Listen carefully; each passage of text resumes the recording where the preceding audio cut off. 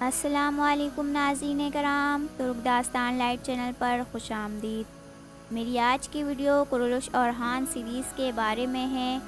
جی ہاں ناظرین کرام، اب یہ بات کنفرم ہو گئی ہے کہ اس ڈرامہ سیریز کا نام کرولش اورحان ہی ہوگا۔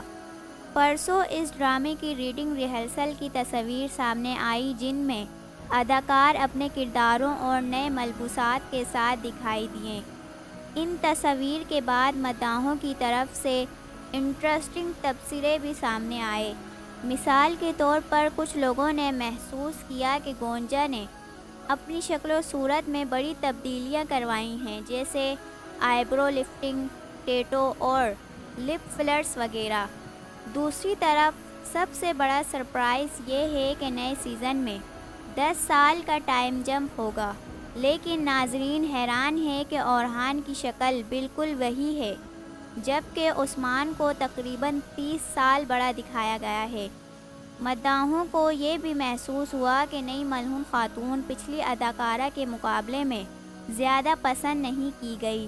آج کل کا المیہ یہ ہے کہ بڑھتی عمر کو ایک خامی سمجھا جاتا ہے اور لوگ کاسمیٹک سرجریز کے ذریعے اسے چھپانے کی کوشش کرتے ہیں، حالانکہ بڑھاپا ایک قدرتی عمل ہے۔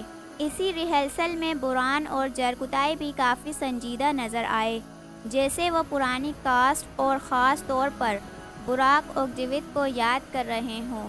آخر 6 سال تک ایک ہی ہیرو کو دیکھنے کے بعد اس کی کمی شدت سے محسوس ہوگی۔ ناظرین کرام، میں نے اپنی پچھلی ویڈیو میں آپ کو بتایا تھا کہ اداکارہ جو آپ کو اسکرین پر نظر آ رہی ہیں، یہ حلیمہ خاتون کا کردار ادا کریں گی، لیکن مہمت بزدار نے انہیں بدل دیا ہے اور ان کی جگہ دوسری اداکارہ کو منتخب کر لیا گیا ہے، اور اب یہ ہیں نئی حلیمہ خاتون۔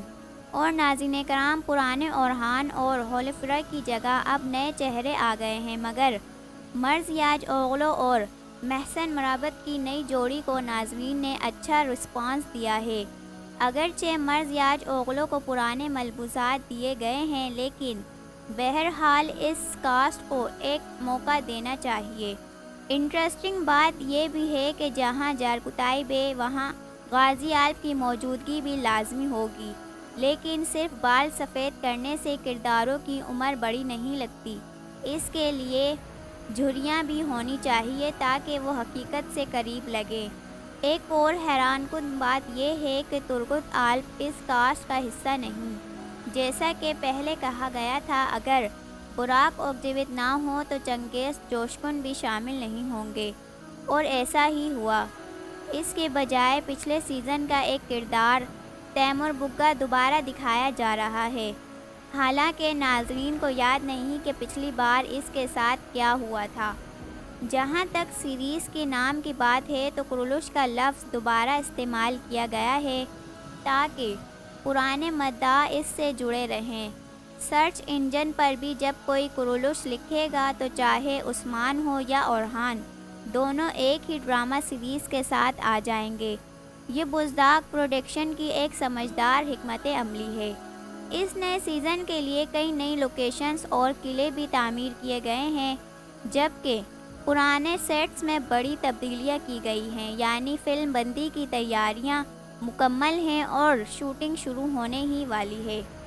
تو ناظرین کرام، یہ تھی آج کی تازہ ترین اپڈیٹس کرولش اورحان کے بارے میں۔ آپ کو نئی کاسٹ اور ان کے کردار کیسے لگے، کمنٹس میں ضرور بتائیے گا۔ ویڈیو اچھی لگی ہو تو لائک اور سبسکرائب کرنا نہ بھولیں۔ ملتے ہیں اگلی ویڈیو میں۔